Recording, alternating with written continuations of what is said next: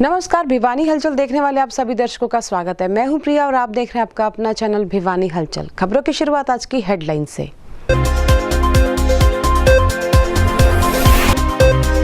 जिले में वीरवार को 28 कोरोना पॉजिटिव हुए ठीक, वहीं आए 26 नए कोरोना पॉजिटिव केस। कोरोना के एक्टिव केस 251।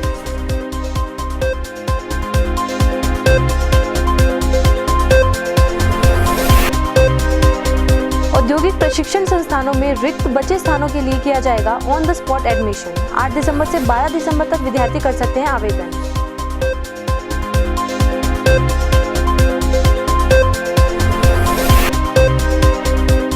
अंतर्राष्ट्रीय मानवाधिकार दिवस के उपलक्ष्य में जिला विधिक सेवा प्राधिकरण द्वारा किया गया एक वेबिनार का आयोजन।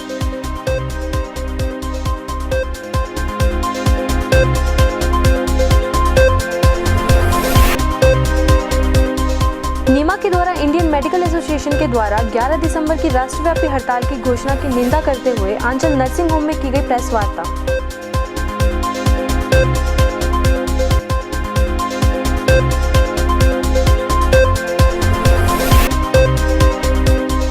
देवसर मोड़ पर अज्ञात वाहन की चपेट में आने से एक व्यक्ति की हुई मृत्यु।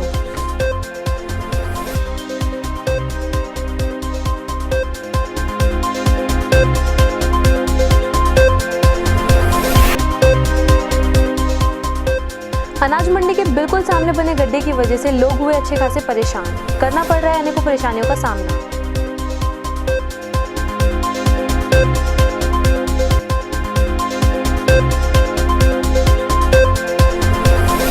और अब खबरें विस्तार से। जिले में गुरुवार दोपहर तक खबर लिखे जाने तक 26 नए कोरोना पॉजिटिव केस सामने आए, जबकि 28 ठीक भी हुए। दोपहर तक प्राप्त आंकड़ों के अनुसार जिले में कुल 251 एक्टिव केसेस हो चुके हैं। कोरोना से बचाव के प्रति लोगों को जागरूक करते हुए आज खुद जिला उपायुक्त ने भी मास्क वितरित किए।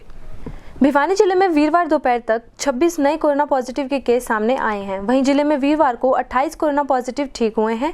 आपको बता दें कि अब तक जिले में कुल 5,951 कोरोना पॉजिटिव हो चुके हैं, जिसमें से 5,615 ठीक हुए हैं तथा अब जिले में कोरोना के 251 एक्टिव केस हैं। यह कहना था सिविल सर्जन डॉक्टर सपना गहलावत का। वहीं उन्होंने जिलेवासियों से अपने स्वास्थ्य का पूरा ध्यान रखने की अपील करते हुए कहा कि अगर किसी भी व्यक्ति को जुकाम, बुखार या गले में तकलीफ होती है तो वह तुरंत डॉक्टर से जाकर अपनी जांच अवश्य करवाएं।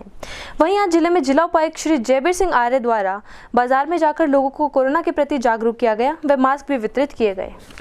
जो अन्य कोविड के साथ अन्य रीजन भी रहे हैं, किसी का हार्ट अटैक के कारण, किसी का लीवर में इन्फेक्शन हुआ है, तो इन कारण से टोटल 125 कोविड के कारण डेथ हुई है ये।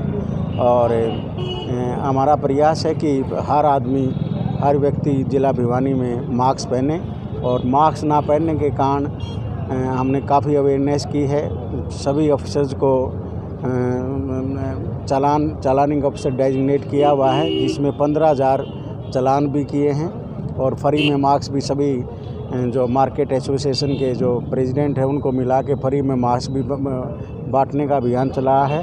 और उसके साथ साथ यहाँ पर आज के दिन 259 केसेस हैं जो एक्टिव केसेस हैं, और उनमें से 232 होम क्वारंटीन है। बाकी अग्रवा मेडिकल कॉलेज, पीजीआई, हिसार, अन्य प्राइवेट और मेदांता इनमें भर्ती हैं। और 17 केसेस ऐसे हैं जो क्रिटिकल हैं, तो उन केसेस के लिए भी हम फॉलोअप करते हैं एसडीएम और एडीसीज को। उनका जो सीएमओ के नोडल अधिकारी हैं डॉक्टर राजेश, उनके साथ हमने एडीसी और एसडीएम को भी लगाया हुआ है, जो फॉलोअप करते हैं, जो पेशेंट्स के रिलेटिव से बात करते हैं। अग्रवा में मेडिकल कॉलेज के मेडिकल अथॉरिटी से बात करते हैं ताकि कोई ट्रीटमेंट में कोई कमी ना रहे। तो इसके साथ साथ जो हमारे जो कंटेनमेंट जोन हैं वहाँ पर भी पूरा ध्यान रखा जाता है। यहाँ पर भी 1200 कोविड बेड हैं, कोविड बेड हैं टोटल भिवानी में। 11 वेंटिलेटर हैं, और 3 जो कोविड हॉस्पिटल जो प्राइवेट हैं उनको भी हमने आइडेंटिफाई किया है। तो किसी तरह की ट्रीटमेंट में कमी नहीं आने दी जाएगी, लेकिन लोगों का अवेयर होना ज़रूरी है। सभी मास्क पहन के चलें, 2 गज की दूरी बना के रखें, और जब तक दवाई नहीं, जब तक कोई ढिलाई नहीं, ये माननीय प्रधानमंत्री जी का नारा है, तो इसको पूरा इम्प्लीमेंट करेंगे। इसके साथ साथ अभी जो अभियान चलेगा हमारा सारा, सभी बाज़ारों में कि सभी दुकानदार अपने दुकान के आगे एक ऐसा पंपलेट लगाएं जिस पर लिखा हो कि बगैर मास्क के दुकान में एंट्री नहीं होगी। तो अब सभी मार्केट एसोसिएशन के प्रधान से मेरी अपील है कि सभी दुकानदारों के आगे अपनी दुकान के आगे लगाएं। औद्योगिक प्रशिक्षण संस्थान में दाखिला लेने के इच्छुक छात्रों को दाखिला लेने के लिए मौका देते हुए दाखिले की अंतिम तिथि 4 दिसंबर से बढ़ाकर 12 दिसंबर कर दी गई है। प्राप्त जानकारी के अनुसार 10 से 12 दिसंबर तक ऑन द स्पॉट एडमिशन प्रक्रिया चलाई गई है, जो कि अंकों के आधार पर की जाएगी। हरियाणा राज्य में स्थित सभी राजकीय एवं निजी औद्योगिक प्रशिक्षण संस्थानों में छठी ऑनलाइन काउंसिल के बाद रिक्त रह गई सीटों के प्रति संस्थान स्तर पर ऑन द स्पॉट एडमिशन किया जाएगा। आपको बता दें कि विद्यार्थी दाखिला पोर्ट पर नए आवेदन दिनांक 8 दिसंबर 2020 से 12 दिसंबर 2020 तक आवेदन कर सकते हैं तथा आवेदन विद्यार्थियों की संयुक्त मेरिट के आधार पर किया जाएगा। वहीं प्रार्थी जिस संस्थान में दाखिले के इच्छुक है उस संस्थान के प्रातः 11 बजे तक अपना मेरिट कार्ड जमा कर मौके पर ही दाखिला फीस जमा करवा सकते हैं। हमारे विभाग के अनुसार दाखिला प्रक्रिया ऑन द स्पॉट शुरू की गई है। 10 से 12 तारीख तक है। 10 तारीख को हमारे 60% एंड अबो, उसके बाद 11 तारीख को 50% एंड अबो और 12 तारीख को 50 से नीचे वाले। इस प्रक्रिया में जो बच्चा आता है उसका मेरिट कार्ड लेते हैं हम, फिर मेरिट लिस्ट बनाते हैं और मेरिट के हिसाब से on the spot online admission करते हैं। और इस प्रक्रिया में हम पूरा ध्यान रख रहे हैं कि हर बच्चा मास्क लगा के आए, जो नहीं लगा के आता हो उसको हम अपने पास से भी दे रहे हैं। साथ के साथ सैनिटाइजेशन और डिस्टेंस भी मेंटेन रख रहे हैं बच्चों का। अंतर्राष्ट्रीय मानवाधिकार दिवस के अवसर पर वेबिनार का आयोजन जिला विधिक सेवा प्राधिकरण द्वारा किया गया। इस दौरान सीजीएम शिखा के मार्गदर्शन में ह्यूमन राइट्स पर विस्तार से चर्चा की गई और अधिवक्ताओं के साथ साथ पीएलवीज और बच्चे और उनके अभिभावकों ने भी इस वेबिनार से जुड़े। वीरवार को अंतर्राष्ट्रीय मानवाधिकार दिवस के उपलक्ष्य में सीजीएम मैडम शिफा के नेतृत्व में जिला विधिक सेवा प्राधिकरण द्वारा एक वेबिनार का आयोजन किया गया, जिसमें डॉक्टर मनोज कुमार द्वारा ह्यूमन राइट्स पर विस्तार से चर्चा की गई। इस अवसर पर दादरी, हांसी तथा भिवानी के अनेक पीएसएलवी के साथ साथ अनेक अधिवक्ता और बच्चों के अभिभावक इस कार्यक्रम से जुड़े। आपको बता दें कि इस साल मानव अधिकार दिवस का थीम रहा recover better standard for human rights. पूरी दुनिया भर में कोरोना वायरस के चलते मानव अधिकार दिवस पर भी इसी तरह का थीम रखा गया कि कोरोना ने जो इंसानों के लिए मुश्किलें खड़ी कर दी हैं उनका हम किसी तरीके से मुकाबला कर सकें। मैं डॉक्टर मनोज कुमार आज वर्ल्ड ह्यूमन राइट्स डे के अवसर पर Bhiwani district legal services authority की तरफ से एक वेबिनार का आयोजन किया गया, जिसमें मैडम शिखा सीजीएम कम सेक्रेटरी उनके मार्गदर्शन में इस वेबिनार का आयोजन किया गया और दादरी, भिवानी और हांसी से बहुत सारे हमारे पीएलवीज और एडवोकेट्स बंधु जुड़े। साथ ही साथ बहुत से अभिभावक गण, टीचर्स और बच्चों ने भी इसमें भाग लिया। ह्यूमन राइट्स डे के बारे में उन्हें विस्तृत जानकारी दी गई और जो 30 आर्टिकल्स हैं हमारे संविधान में उनके बारे में भी बहुत ब्रीफली, यानी आई ट्राइड टू से मैक्सिमम एंड मिनिमम वर्ड्स, उनकी जानकारी दी। ह्यूमन राइट्स होते क्या हैं, जैसे 10 दिसंबर 1948 को संयुक्त राष्ट्र संघ में जो घोषणा पत्र पारित किया गया मानव अधिकारों के लिए। वैसे तो भारत में क्या हुआ था, 28 सितंबर 1993 को मानव अधिकार कानून लागू किया गया और 12 अक्टूबर 1993 को मानव अधिकार आयोग का गठन भी हुआ हमारे देश में।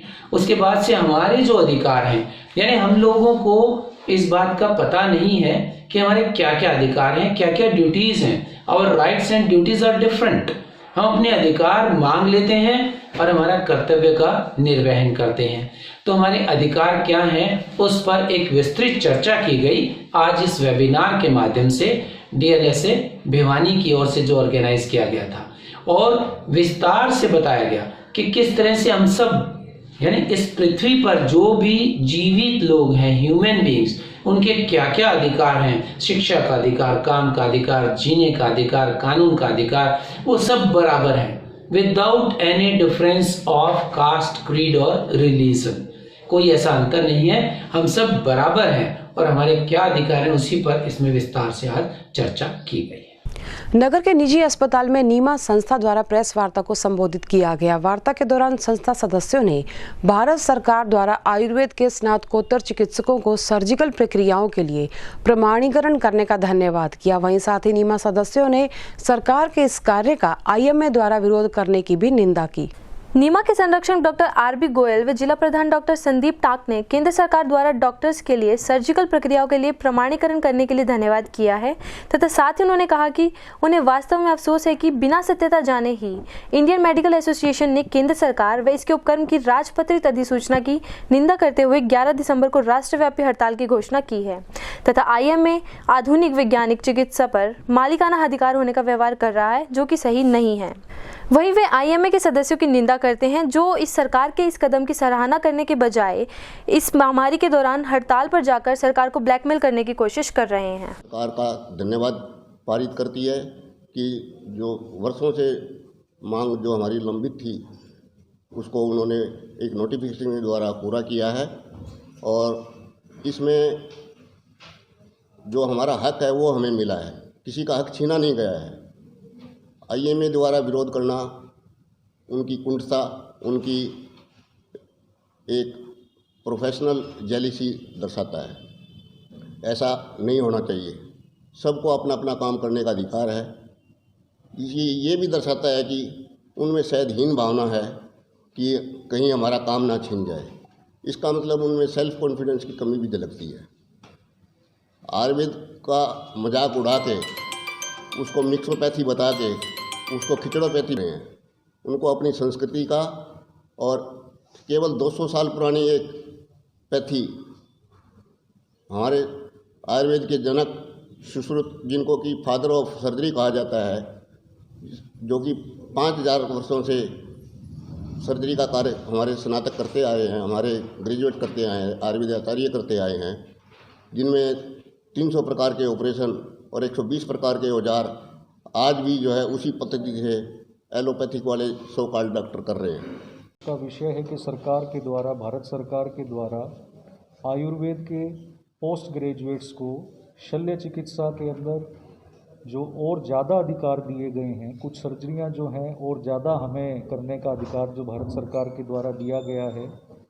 नीमा सरकार के इस फैसले का समर्थन करती है, स्वागत करती है और अपना एक नारा देती है कि नीमा का हाथ सरकार के साथ।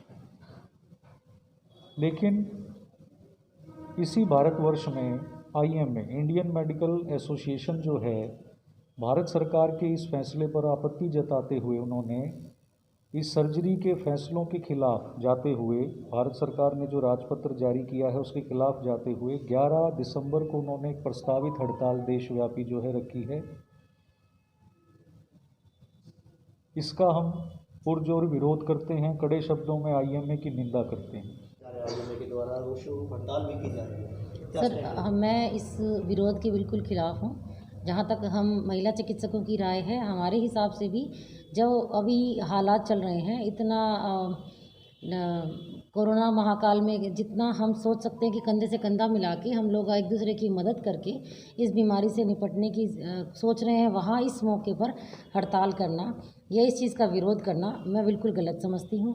मैं भी यही चाहूँगी और हमारी महिला चिकित्सकों की तरफ से जो मुझे रिप्रेजेंट करने के लिए कहा गया है, मैं भी यही चाहूँगी कि सर्जरी डिपार्टमेंट्स में जहाँ तक हम महिला चिकित्सक हैं, हम मदद करना चाहती हैं, हम लोगों की सेवाएं करना चाहती हैं, हमें भी इसमें बराबर योगदान दिया जाना चाहिए। Honorable Government of India has passed the Gazette on November 20, 2020 कि ISM के डॉक्टर्स जिन्होंने MS कंप्लीट कर रखी है, 3 साल की डिग्री कर रखी है, वो कुछ सर्जरीज़ करने के लिए उन्होंने अप्रूवल दिया है। और ये सर्जरीज़ 58 सर्जरीज़ हैं, 58 सर्जरीज़ हैं, जिसके अंडर में जनरल सर्जरी, ENT और आई सर्जरीज़ भी इंक्लूड हैं। लेकिन कुछ डिफरेंट सिस्टम ऑफ मेडिसिन जो IMA के डायरेक्टर हैं, IMA के जो भी पदाधिकारी हैं, वो इससे नाखुश हैं। देखिए, first of all government of India has honourable government of India pass some gazette, everybody should must follow that. ISM graduates भी 3 साल की डिग्री करते हैं और वो सभी कार्यों में सक्षम हैं और इसके साथ साथ ही हमें ऐसा कार्य कभी नहीं करना चाहिए। Health is a dynamic phenomena. Health एक ऐसी चीज़ है जिसमें हमें सभी सिस्टम्स की ज़रूरत पड़ती है। उसमें IMA हो गया, आयुष डिपार्टमेंट हो गया, नेचुरोपैथी हो गया, सारी चीज़ों की हमें ज़रूरत पड़ती है हेल्थ को मेंटेन करने के लिए। हमारा मोटो होना चाहिए to provide the best health to the society and to the country and to the entire world. It is not about that we should criticize some of the decisions of the government, and we should always take together every system of medicine in one stream, and we should try to give the best health to the society. That should be our motto. And being a Ayush department से और being a from निम्मा representatives हमारे साथ हैं सारे senior doctors, हम चाहते हैं कि सभी मिलकर स्वास्थ्य की सेवाओं को हम ज़्यादा से ज़्यादा मात्रा में बढ़ाएं और इस कोरोना महामारी के अंदर हम लोगों को स्वस्थ बनाने में मदद करें। गुरुवार देवसर मोड़ पर एक सड़क हादसा घटित हुआ जिसमें जीवन के लिए सबसे जरूरी चीज पानी लेने जा रहा युवक अपने जीवन से ही हाथ धो बैठा। मृतक युवक चौकीदारी का काम करता था और रोड क्रॉस करते समय अज्ञात वाहन की चपेट में आकर मौके पर ही मौत का ग्रास बन गया। गौरतलब है कि वीरवार को देवसर मोड़ पर अज्ञात वाहन की चपेट में आने के कारण एक व्यक्ति की मृत्यु हो गई। आपको बता दें कि मृतक व्यक्ति भीवा राव सन ऑफ भेजा राम देवसर में एक फैक्ट्री में चौकीदार का काम करता था, जिसकी उम्र लगभग 47 वर्ष तथा निवासी गांव बाजवा जिला झुंझुनू राजस्थान का था। वहीं मृतक के भाई ने बताया कि भीवा राव के 4 बच्चे जिनमें से 3 लड़कियां तथा 1 लड़का है। वहीं जब इस बारे में पुलिस से बातचीत की गई तो उन्होंने बताया कि मृतक के भाई के बयान पर अज्ञात वाहन के खिलाफ रिपोर्ट दर्ज कर ली गई है तथा जल्द से जल्द इस मामले की कार्रवाई की जाएगी। जी, मैं मनोहर लाल बोल रहा हूँ, गाँव बजावा के रहने वाला हूँ और मेरा भाई यहाँ देवपुरा में काम करने के लिए आया था तेल मिल में और अचानक कोई गाड़ी आके उसको एक्सीडेंट कर दी और अचानक मौत हो गई और फिर उसको हॉस्पिटल में लेके आए और मौत हो गई। कितने साल का था? ये करीबन 47 वर्ष का था। उसके बच्चे कितने हैं? 4 बच्चे उसके, 3 लड़की है 1 लड़का है। एक्सीडेंट जी देवसर मोड़ के पास हुआ है। ये बेजराम पुत्र भीवा राव वासी झुंझुनू डिस्ट्रिक्ट राजस्थान का रहने वाला है, जो कल देर रात इसके एक्सीडेंट कारण मौत हो गई। किसी नाम पता ना मालूम व्यक्ति ने अपनी गाड़ी से टक्कर मार के मौत हो गई। ये पानी लेने जा रहा था, जो गाड़ी सामने से आई और उसने टक्कर मार के उसकी मौत। तो किसके बयानों पर क्या कार्रवाई की? इनके लड़के सुरेंद्र के बयान, बेजराम मृतक के लड़के बेजराम सुरेंद्र के बयान कार्रवाई। क्या कार्रवाई? मुकदमा दर्ज कर दिया। नगर की अनाज मंडी के ठीक बाहर सड़क पर बना गड्ढा क्षेत्रवासियों के साथ साथ आने जाने वालों के लिए भी परेशानी का कारण बना हुआ है। पानी की पाइपलाइन टूटने के कारण बने इस गड्ढे में जहां सड़क पर पानी भरा रहता है, वहीं ये जमा पानी गंदगी का भी कारण बन रहा है। साथ ही ये गड्ढा साफ तौर पर वाहन चालकों के लिए हादसे का कारण बनता नजर आ रहा है। अनाज मंडी के बिल्कुल सामने बहुत टाइम से पानी की लाइन टूटने की वजह से वहां पानी लीकेज की समस्या निरंतर बनी हुई है तथा इसी वजह से सड़क में बहुत बड़ा गड्ढा बन गया है, जो कि आने जाने वाले लोगों के लिए मुसीबत बन चुका है। आपको बता दें कि इस गड्ढे की वजह से आए दिन यहां हादसे होते रहते हैं।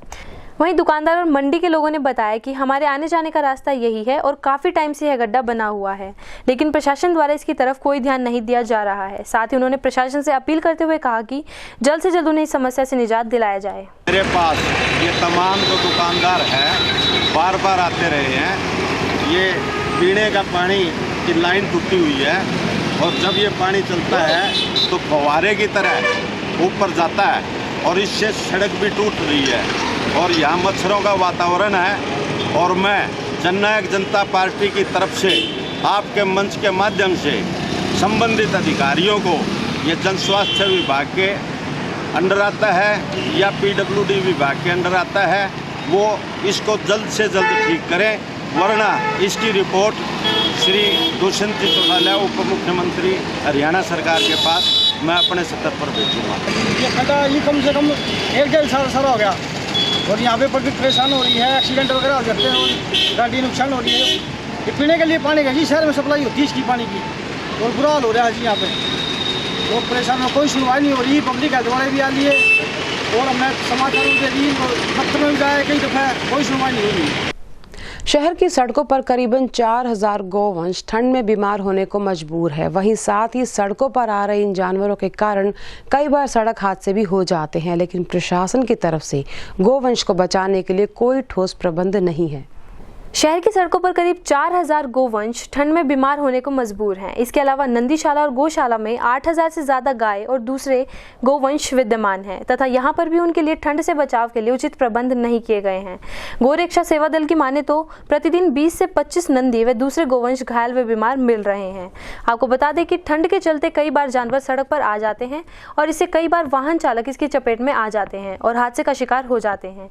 इन हादसों में कई लोग घायल भी हो चुके हैं। वहीं जब इस बारे में गौरक्षा सेवा दल अध्यक्ष संजय परमार से बातचीत की गई तो उन्होंने बताया कि प्रत्येक दिन 2 दर्जन से अधिक गोवंश घायल और बीमार मिल रहे हैं तथा नंदीशाला में अभी तक कोई डॉक्टर का प्रबंध नहीं किया गया है। वहीं नगर परिषद भिवानी के अधिकारी संदीप कुमार ने बताया कि यह मामला उनके संज्ञान में है और वह बहुत जल्द शहर में एक और नंदीशाला के लिए जगह को चिन्हित कर रहे हैं। दयनीय स्थिति के बारे में तो हम क्या, ये तो सबको दिख रहा है, जग जाहिर है। कहीं भी देख लो आज के दिन अगर जो गोवंश की दुर्दशा है तो किसी छिपी नहीं है, बहुत ही ज़्यादा बुरी हालत में। और अब आ गई सर्दी, और सर्दी में तो इतनी बुरी हालत है कि आप सोच भी नहीं सकते, क्योंकि हम तो किसी तरह देखिए हम अपने ये भी पहन लिया, टोपा भी पहन लिया, सरजाई भी ओढ़ लेते हैं, इनको तो बेचारों को कुछ नहीं मिलता। और अगर शहर के अंदर देखें आज के दिन 4000 के लगभग बेसहारा गोवंश दर की ठोके खा रहा है, इनको कहीं जगह नहीं मिल रही। घर से हमने इनको निकाल दिया, दूध पी के हमने छोड़ दिया, गोचर भूमि इसकी हमने कब्जा ली और अब रही सही कसर अब इसकी किसी भी हालत में इनका बड़ा बुरा हाल हो गया है। तो इसके बारे में तो आप कहीं भी देख लो, कहीं भी आज के वक्त गोवंश सुरक्षित नहीं है। जी बात करो फ़ोन में, हाँ जी कर देंगे जी, बस मतलब कोई तसल्ली बख्श जवाब नहीं देते कोई, ना उसके कोई कार्रवाई होती। नंदीशाला और गौशाला कोई भी बना सकता है लेकिन चलाना बड़ा मुश्किल होता है। लेकिन अब नंदीशाला में यहाँ पे जो भिवानी की नंदीशाला की बताऊँ, यहाँ पे ब्रिजलाल सराफ जी बड़ी मेहनत करके यहाँ पे इन्होंने स्थापना की थी इन्होंने, और अब ब्रिजलाल जी सराफ अब भी 1.5 लाख रुपये महीने का चारा दिलवा रहे हैं। लेकिन अब 1.5 लाख से वहाँ पे खर्चा हो रहा है ज़्यादा, लेकिन ना प्रशासन को सूझता, ना उनके पास बजट है। नगर परिषद से बात करो तो बजट नहीं है। बुलेटिन के अंत में एक बार फिर से नजर अब तक की तमाम खास खबरों पर। जिले में वीरवार को 28 कोरोना पॉजिटिव हुए ठीक, वहीं आए 26 नए कोरोना पॉजिटिव केस। कोरोना के एक्टिव केस 251।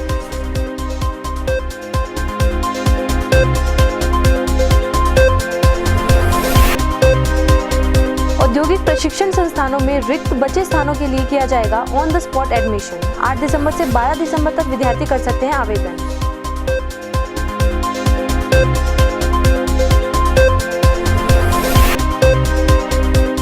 अंतर्राष्ट्रीय मानवाधिकार दिवस के उपलक्ष्य में जिला विधिक सेवा प्राधिकरण द्वारा किया गया एक वेबिनार का आयोजन।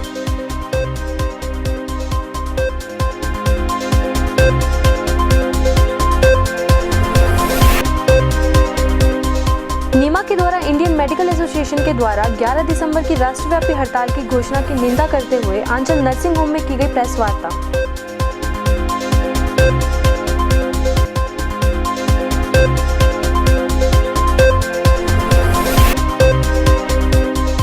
देवसर मोड़ पर अज्ञात वाहन की चपेट में आने से एक व्यक्ति की हुई मृत्यु।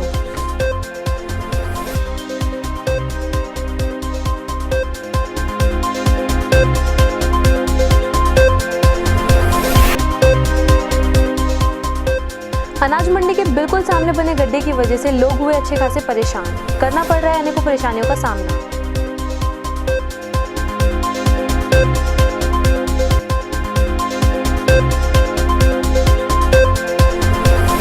और इसी के साथ दीजिए हमारी पूरी टीम को इजाजत। बने रहिए भिवानी हलचल के साथ।